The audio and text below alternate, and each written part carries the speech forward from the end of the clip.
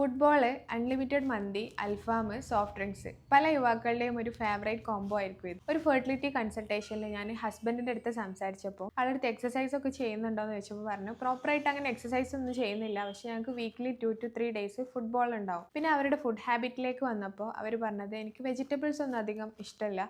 Vegetables വീട്ടിലുണ്ടാക്കുന്ന ദിവസങ്ങളിൽ ഞാൻ അധികവും പുറത്തുനിന്ന് ഭക്ഷണം കഴിക്കാറ്. പിന്നെ ഞങ്ങൾ ഫുട്ബോൾ കളിച്ചു കഴിഞ്ഞാൽ അതിൻ്റെ അടുത്ത് തന്നെ അൺലിമിറ്റഡ് മന്തിയും അതേപോലെ അൽഫാമൊക്കെ കിട്ടുന്ന ഒരു കടയുണ്ട്.